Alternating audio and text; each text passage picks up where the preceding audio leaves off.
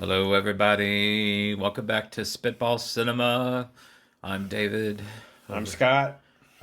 Shane is Still still on assignment. assignment. We had to give him some per diem money to get out of. We'll wait for him to. Yeah, we'll let Shane explain it when he comes back. Yeah, Why he's been gone on these episodes. yeah. He's. I mean, his stories are unbelievably strange and unbelievable, but they are true. Because we look at it, you go, "That didn't," and he proves it every time. Every time. Every time. So, All right. last what we talked about is Goodfellas, and I hope you guys enjoyed that one. It's one of my favorite movies of all time, and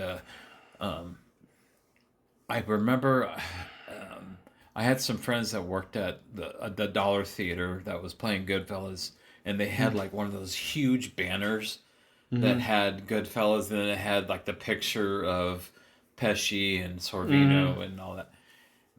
Dude, we tried to like whoever was gonna get it, I mean, the price was just going up and up, and I Right. think my friend Todd was the one who ended up getting it. It's either Todd or Travis, but no, wait, no, Todd worked at Truman Corners. Travis, they both worked at Redbridge. But anyway, so yeah, hope you enjoyed it. Please go get that movie, but so I think this time around, I think. Like, can you think of any other mob movies that we? I mean, just go through them kind of quick because I mean we could do like 40 videos of mob movies. Yeah, I mean, we don't have to go real quick through them. Okay. Because, I mean, I think we should talk about the Untouchables. The Untouchables. With the little history of the Untouchables. Because when Untouchables really was made famous first by Robert Stack on the TV show back. That's right. I think it was in the 50s or 50s, 60s. yeah. He was 50s. Elliot Ness, and then you had Walter Winchell doing the narration, doing that real fast talk, Yeah. This is a city, But then the movie we're going to be talking about is The Untouchables with Kevin Costner, Sean Connery, Yeah. Andy Garcia, Charles Martin Smith. directed by Brian De Palma. Oh my gosh, Brian De Palma. And with the great Robert De Niro, Mr. De Niro, Bob playing Al Capone. Oh my You know, gosh. and right from the beginning of the movie with that soundtrack, that and Ennio Morricone. and they would go, that's that violin. that violin.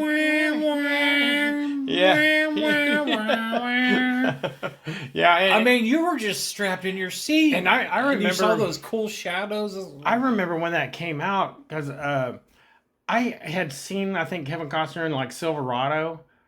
Oh yeah, that's right. He was the funny. Yeah, the funny guy. Yeah. But I didn't really know him that well. But because I'm like, man, who's this guy that's playing Elliot Ness? Because everybody was excited for Sean Connery to be in that movie. But who was playing, Elliot Ness? And so do you know how he got picked for it? Who?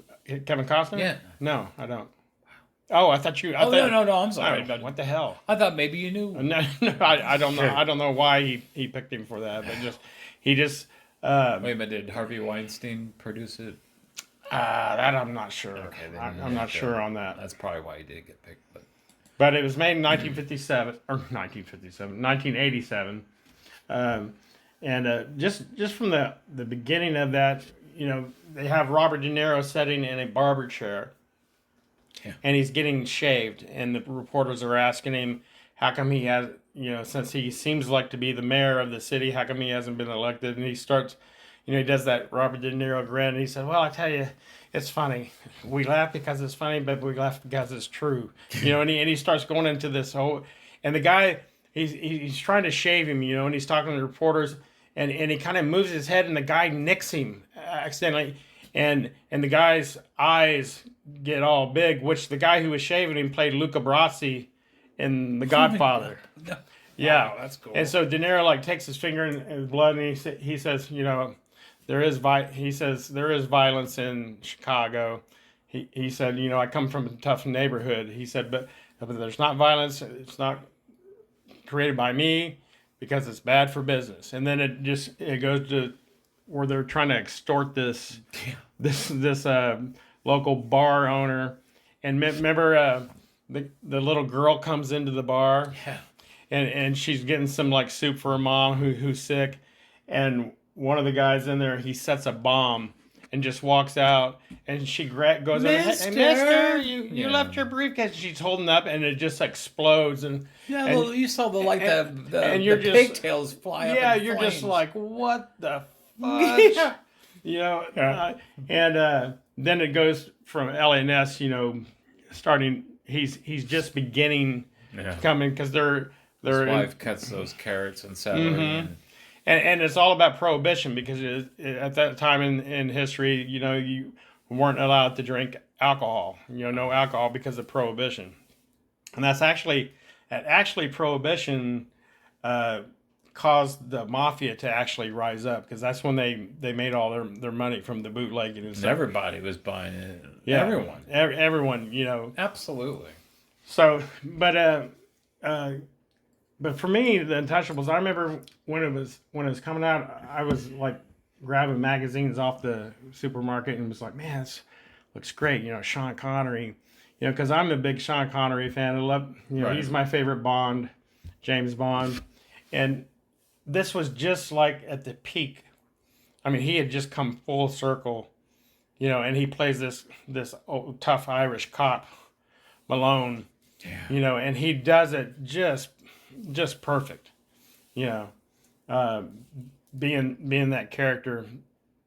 And what did you think of the film? Oh man, I think I watched it at my Uncle Eddie's house because he was always the cool uncle that I mean, both my uncles are cool, but I would spend a lot of time over with him and my cousins, and we would watch. He would know what cool movies to rent, and I mean, we were just like, we gotta watch that again. I mean, that's that scene where Costner and him are in the church, and they're sitting there, and Malone is kind of starting to agree to go with him to help get Capone, and he's sitting there in that church, and they're talking. He said, "Do you know how to get Capone?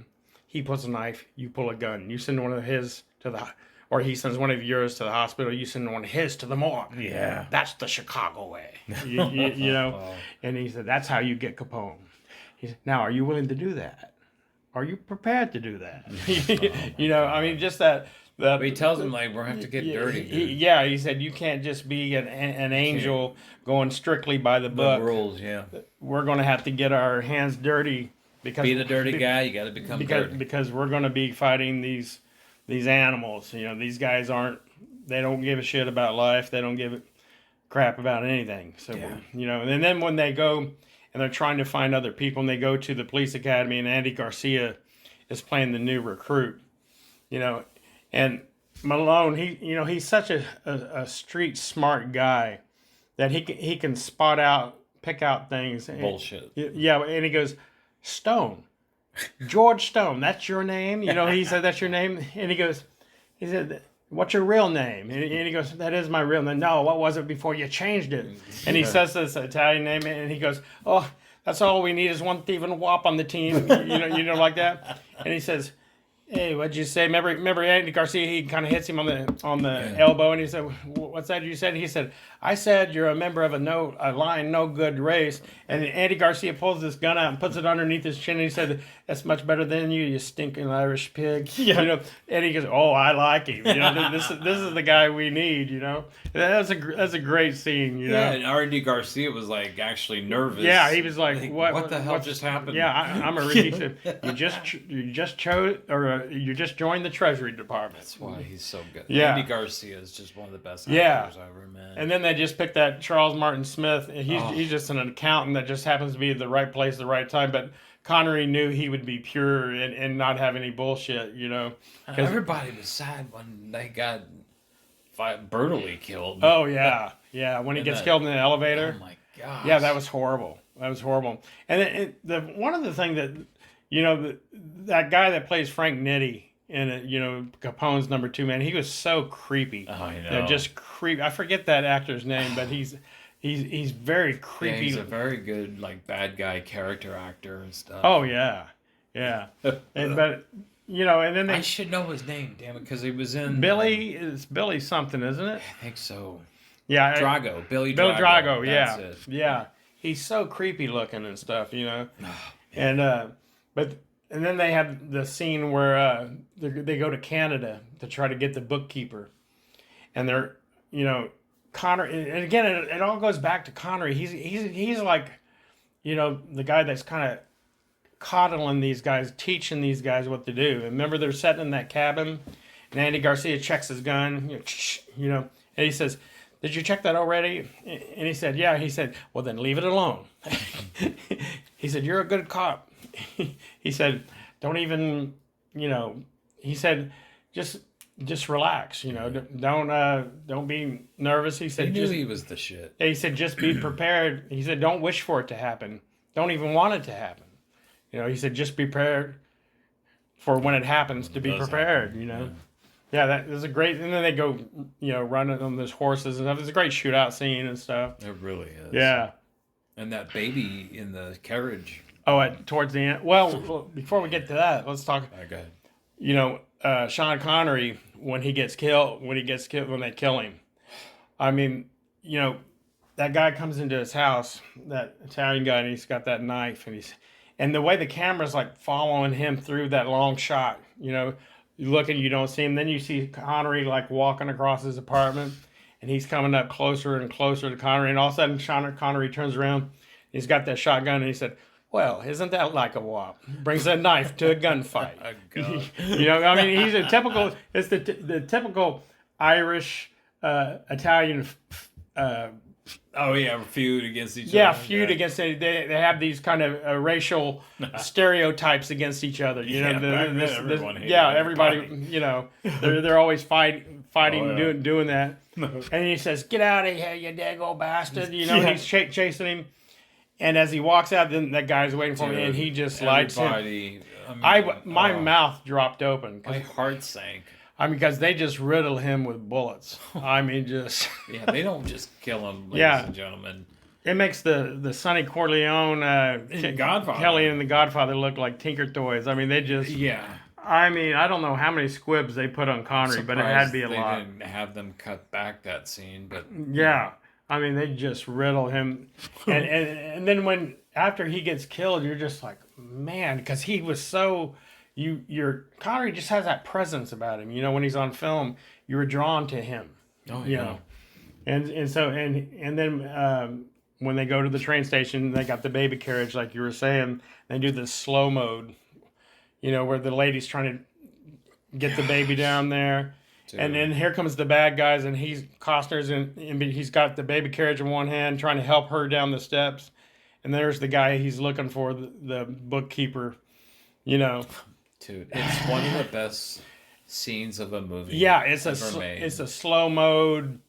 You're nervous. Yeah. Oh, definitely. And then they try to break the nervousness by showing the baby smiling. Yeah. Remember the baby's like his eyes are all big as it. You can't help but go, oh. As it starts to go down the stairs, and Costner and Andy Garcia grab the thing, and then they get in the shootout. In the meantime, then he says, "You got him," and it's all slow mo. Yeah. When Costner shoots the first guy with the shotgun, and then it goes to the slow mo, and then they got sailors getting shot and they're flying up and down, and stuff. They were just drive by, injuries or whatever. But... And then that guy's yelling to Elliot Ness to, "Hey, put your gun down," and he says, "Okay," and he puts it down and he goes, "You got him?" And Andy Garcia's, because he's a crack shot, he said, "Yeah, I got him." And the guy goes, 1, 2, and he shoots the guy right through the mouth, and you're just like, holy crap. We were jumping off the couch cheering when that happened. Yeah, the whole movie. I think we rewound that scene just to watch it again. Right. And the only thing I have problems with Untouchable, there is one thing that I don't like about it, is that Billy Drago, who plays Frank Nitti, was Al Capone's right hand man. Well, they have Elliot Ness throw him off a building up on top because he is the one responsible for killing Sean Connery. And he goes, And did he sound anything? He says, because he tells him he died like a stuck Irish pig. Yeah.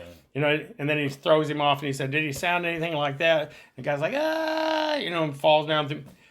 But in real life, Frank Nitti outlived Al Capone. He didn't get killed by Elliot Ness. Wow. You know, so he took this liberty and they kind of did it like a Tarantino. Somewhat. They had to have him do something. Yeah, but why? They can't end on his death. They have to end. But why do they make it Frank Nitti, who everybody knows that he's a historical character? He's a true character. He did not get killed. That's true. You know, he actually took over for Al Capone after he got syphilis and died. Wow. You know, so I mean, why they just didn't? Maybe just for the name's sake, because everybody would recognize the name. But you know, it's like the John Ford says, and when the legend becomes fact, you print the legend. You know? What is with the mob and syphilis? Well, back then, Al Capone and them. I mean, they didn't. I mean, I know they had their, you know, their Bettys, you know, on the side, but I mean, well, syphilis was going around there messing with the wrong gals. Wrong Bettys. Yeah, you know, then Bingo Ma was messed up. You know. So yeah, if you haven't seen the Untouchables, please run out and get it. They have it on 4K now, and it looks and sounds amazing. You don't have anything else to add to it? Do you have anything else? No, at all? I'm in totally agreement with you. I just that scene on the stairwell was one of the best scenes ever in a movie. One of the better Brian De Palma movies. Yeah, you know, I think I mean it was really well done. That's another one I can watch over just for. And Sean Connery ended up finally winning a best supporting act. Was it best supporting or best supporting? Best supporting. In which he had never won an Oscar before, and it just I remember him doing the acceptance speech. You know, I was waiting for it. You know, it was so cool to see him because when he came walking out, the whole audience stood up and gave him a standing ovation. Before he even won the Oscar, he comes out and everybody just gets up and cheers for him because everybody knows this is his year. This is when he's finally going to get recognized from his peers of all the hard work and the great work that he did on this movie. You know, and I remember he comes out and he says, "My name's Connery, Sean Connery." Yeah. You know, That's so cool. And everybody just went freaking nuts, you know, because the great Sean Connery. I mean, I was so taken with that. You know, I just loved his work, and I was such a big fan of his. You know, that was so cool. All right, so yeah, definitely go see it. All right, so I'll throw a couple out. Casino. Oh, I mean, it's I mean, it's just basically Goodfellas set in a casino, but right. Well, and we have something in common with that kind of man. I mean, we worked in the casino. You're still working in the casino industry. I worked in it for years, and a lot of the stuff that they did in that film was very real. You could tell they did their homework on far as the pit bosses and the eye in the sky and procedures to the craps game and the soft count and you know what a lot of people didn't realize that they were laundering money. Yeah, they were taking money through the casino, and a lot of it came through Kansas City. Yeah, it started in Kansas. They send it back. Do they send it back to Kansas City? Yeah, they would send the cut back to Kansas City. Kansas City had a big connection to the casinos in Vegas. If I remember, that place was around Ward Parkway. Was it really? Was it Ward Parkway or was it more the that's northeast? Why all those big houses were built so gothically. Oh, okay. Yeah, that was all moms. Yeah, and it's Robert De Niro again playing the lead character. Sam Rothstein. Sam Rothstein and Sharon Stone playing his jacked up wife. Wow. And then James Woods. Oh, I mean, God. he plays such a scumbag so well. Just thinking, thinking of him in your head of what he looked like. I mean, you want to punch the air. Yeah, I mean, he just. I mean, you just want to kill this guy. I mean, he plays that scumbag role, and we've all seen guys like that. You know, throughout our life. You know, guys that are just taking advantage. And the beautiful girl is so infatuated with him, but you can't get it out of her head that he's a freaking moron and an idiot, and is taking taking advantage of her. Remember when he was fighting with her kid and shit? He was sitting there arguing back and forth. The kid was sticking his she said, "No, you don't." And she's sticking her tongue out. He said, "You better put that tongue back to your mouth." He's sitting there screaming at the kid and shit. Oh man! One of the funniest parts, though, is when he's having that one-on-one with De Niro in that restaurant. Right. He goes, "You can get up, take that money with you, and never see you again." Or number two, I can't remember what the scene is, but he tells them that you can get up and leave or whatever, but you can take my money or whatever. Something you like never that. see her again. And he takes the money, gets up, goes out in the parking lot, and they start beating. I think he leaves the money there, but he gives a look like, "Fuck, maybe I think he did take the money, dude. I don't didn't think he? he did. He didn't. But he's walking out to the parking lot. Oh, they right? beat the fuck out. And these two guys come Sorry up for to him language. and just beat the hell out of him. and she starts screaming. Remember, she's screaming. I mean, you're like, what She's does this guy have over you? Yeah, I mean, she's screaming and stuff, and De Niro's dragging her to the car, and they're beating. And James Woods he's getting the hell beat out of him. But he played that Just for this small amount of time in that movie. right. Yeah. He was He awesome.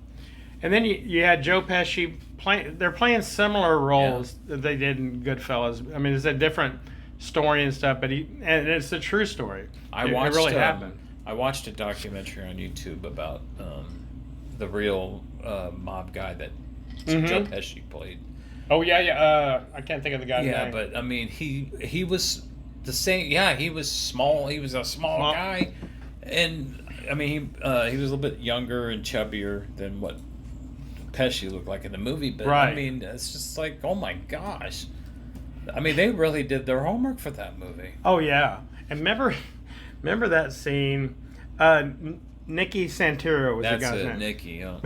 Remember that scene when Pesci is out on the casino floor and he's playing blackjack? He keeps losing. And he keeps losing, and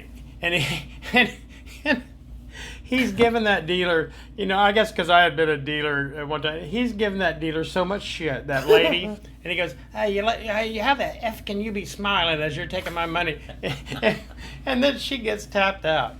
And she clears his head, and this guy coming in, and he says, "Oh, look at this mother," and he goes, "You've been knocking their dick in the dirt, you motherfucker." He's just giving this guy shit, and did you ever see or have someone do that to you when you were? Well, you had that happen, but not to that severe. Yeah, okay, I mean, sometimes they would get pretty bad, but usually the pit boss would take care of it. That's true, but not like that. This is because he said. When he tells it, he says, "Give me a hit," and he hits and he busts him out and he picks up the car and he said, "Stick this up your mouth, up your ass," and he throws the damn card right in the dealer's face. And I'm on the ground rolling, laughing as I'm watching this because it's so they picked up those mannerisms so well from. You know how the patrons are sometimes, dude. Yeah. I mean, they get so goddamn mad and pissed off at you, and sometimes you just have personality clashes with. There's somebody you just don't jive with. But they were doing that because he was such a lunatic. They couldn't get him out. Remember, he kept trying to get more money and stuff. Oh yeah. And then he hit again, and he busted it. But he busted out again. He said, "Stick this up your mother's." And he throws the card. Oh my god. Remember, you have Don Rickles, the great Don Rickles. He was so good in that movie. And he comes up to Pesci, and Pesci looks over and says, "What the F are you looking?" And takes that phone and hits him in the phone. Don Rickles with the phone. Oh my god!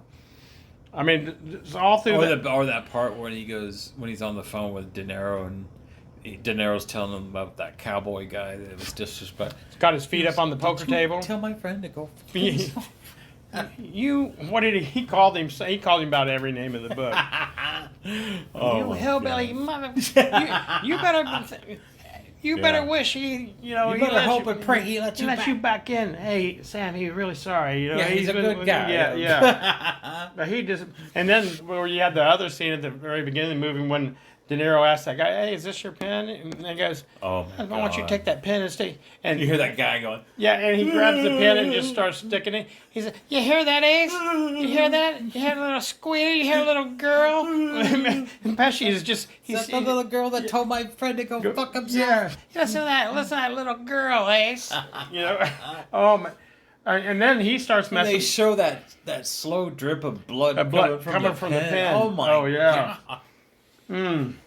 I mean, I have to say it's almost at even with Goodfellas, man. It's very close. I mean, maybe one under. yeah. Well, it's a little bit of a different story. You know, it's a little Yeah. bit different. But it's still the whole cast and Martin Scorsese. He just knows how to make these kind of films. Oh my God. You know, and you got Frank Vincent back in it. Yeah. With him and Pesci, and this time they flip it, and he Yeah. ends up killing He ends up Pesci. killing Pesci. You know, you got Kevin Pollak in brother. it. You know, Oh my God. and Can you imagine that? Like, oh yeah, being buried alive. Oh my God, with their brother. oh yeah, they buried him in the cornfield. Remember, but they throw him in there and they bury him in the cornfield. Yeah. And I think that's really what happened. They really did that really did happen to these guys. Yeah, they said the rumors that they heard about. That's why they shot that. Oh really? Yeah. Yeah, because that he was so out of control again. Pesci's character is out of control again. You know, and You don't make with a guy who's making you money. yeah, You don't make it with his wife. yeah, he starts messing around with her. Yeah, and you had a lot of. You remember you had L.Q. Jones was in it as the gaming commissioner. Remember the old cowboy? That's right, yeah. And he comes in and he says, "You guys will never know what it's like, how things really run here." Remember they jack up his gaming license and stuff. Oh yeah. I mean, it's a really very well done, and a lot of that stuff, especially at that time period back in the '70s, where the mob ran. Oh yeah. Which, you know, I think corporations now are the biggest crooks more definitely. than the mob was. Most definitely. At least with the mob when they were running the places, you didn't get out of line. They took care of you. Yeah, exactly. You know, I mean these guys, you know, they make a big deal out of it, but the corporations has screwed over workers and stuff 10 times more than the mob what they were doing. But that's just my opinion, though, of course. But yeah, that's just another evidence of just a great mob movie. I mean, Yeah, and right from the beginning, you know, where they show him kind of blowing up, the car blows up, and he's like flying through the air Yeah. and stuff, and it's almost. everybody in the theater was like, "What the hell's going on?" You know what that kind of reminds me of? It kind of reminds me of Hitchcock's Vertigo at the beginning. Oh, yeah. The way they do the silhouette and stuff. Yeah. You know. That was some cool. Yeah, it's a great movie. If you get a chance to see that, Yeah. like we said, you know, for us that have worked in the casino yeah. industry, all those little things that they do, you know, because we're going to pick up if something's fake. Casino people are going to be like, "What the hell?" Yeah. You know, but a lot of the stuff that they did, you could tell that they did their homework on that movie, you know, and wanted to get the little details down. Oh, they got them down pat. Yeah, big time. When they were talking about how everything works, this person's working this person's watching this person, and this person's watching that person, and the eye in the sky is watching everybody. It's all true. You know, it is. It's like checks and balances for the whole place. You know, everybody's watching somebody else Yeah. do their job. All the time. You know, all the time. Yeah. So yeah, if you get a chance to see Casino, it's well worth the watch. I think you enjoy it too. It's a great mob movie, great movie about casinos and all that. Yeah.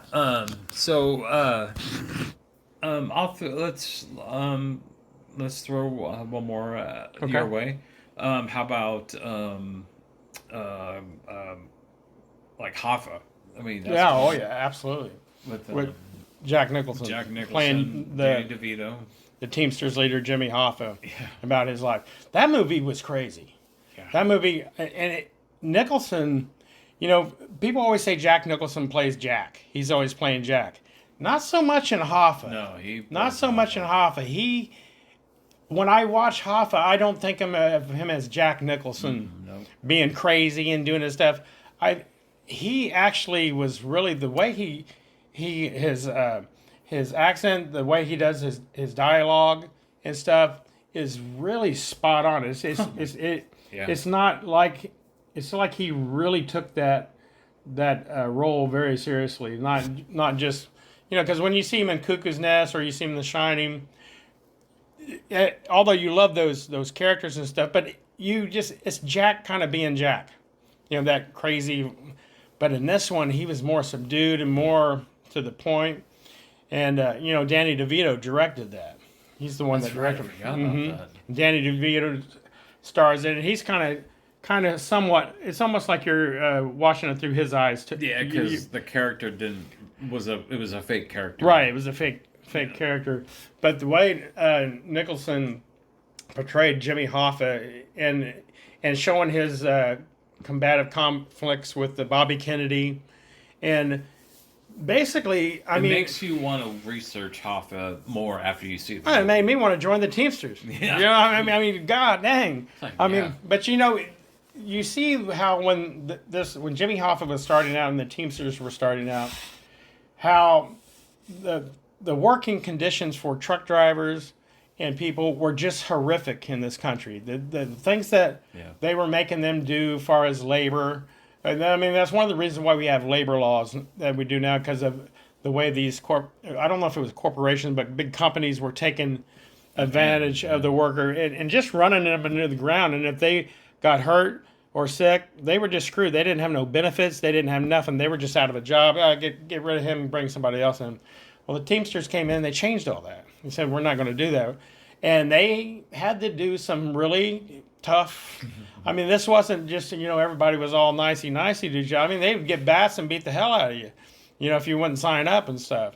And then the mob gets involved and does the Teamsters pension fund and all that stuff. But steal from the yeah, but you kind of see how it could go that way. I mean, Hoffa was making a deal not just for himself, but he was helping a lot of the workers and stuff. Now, right. Shit he did was, I mean, it's against the law to do some of that crap, But he was. I think Jimmy Hoffa, if I'm right about this, I think he always had that vision because he wasn't an educated man. I mean, he came up from the hard knocks, and I think he did most of the stuff he did with making things better for the working man, for the Teamster. To make it better for him. Now, did he get a cut and people get a cut? Oh, of course he did. Of course he did. But it's one of the great mysteries of today of what happened to Jimmy Hoffa. And the way they show how he disappears at the end of that movie was really, I thought it was really well done. Oh, yeah. The way, he's sitting in the car. And then Frank Wally, every time that guy came on, you just didn't really pay attention to him. You just think he's a broken down truck driver, who's trying to get a part, and he's stuck at this cafe, which he ends up being the guy that they sent to kill Hoffa. Yeah. And Danny DeVito kind of delivers that accidentally, thinking he's doing something good for this kid, when it's really he ended up helping get him killed. Yeah. But both of their the acting in that is so superb. And then you got Robert Prosky at the beginning. Yeah. Remember he gets blown up. They got gasoline and they're trying to set this place on fire because they won't sign up with the Teamsters or something. And he gets blown up himself. Oh my God! Yeah, it's a great movie. Do you have anything to add to it? Anything? There's a director's cut that I watched on Laserdisc back in the day. I think they have it on Blu-ray now, but it just adds more scenes to what happened to him in his life, and I think there's a scene where one of those not policemen that that roam the jails, but the prison guard. Yeah, prison guard comes in and tells him that JFK got assassinated. Oh yeah. Well, yeah, and I think I think he only says is like, well, he goes, that's actually really a shame. Yeah, or something like that. It was like you expect him to like he hated the Kennedys. Yeah, you were expecting him to say like F him, but no, he said something nice. But he wouldn't fly the flag at half mast when Kennedy died. Wow. Yeah, and he got in a lot of shit about that. Oh, man. You know, the president of the United States just got assassinated. You know, but remember when he's fighting with Bobby, and he says "F you and F your brother too," and he goes, "What'd you say?" I remember he's chasing him through the office. "What'd you say? Get back here!" You know, I'm like, oh my god. You know, and you could see something maybe like that happening. You know, because they hated each other. Oh yeah. Hated each other. Yeah. You know, so we need to mention this, that Armand Asente's in that too. That's right. And he was. He was the mobster that was friends with him for years, but then ended up having to, you know, because when he said, "Hey, what's that mean? You know, what do you mean by that?" You I know, gotta do what I gotta do. yeah, I gotta do what I gotta do. And he says, "What do you mean?" And he played it so cool. Armand said he just played it laid back, let him cuss and rant and rave, and you knew he was going to take him out. You know? So, okay, I think that will do it for Hoffa. Yeah. I'll just go through. We'll just go through a couple ones that. Or do you want to wait? I think that will do it for fine. this video. We'll do something on the next video. Yeah, absolutely. Okay. All right. Well, guys, we love you a lot. Thank you for listening. I hope you enjoyed that share, subscribe. episode of Spitball Cinema. Yeah. Always subscribe and like our videos. It helps us out. Yeah, leave a comment. We'd love to have you guys comment, Yeah. and we'll try to reply to everybody Yeah. that makes a comment. So Absolutely. feel free to comment. Yeah, and share a link or And something like if that. you want to send suggestions to us for definitely. future movies, it's spitballcinema@gmail.com. Yeah, or a genre movie or anything. Yeah, anything. Yeah. Okay? Thank you, guys. Bye. Bye.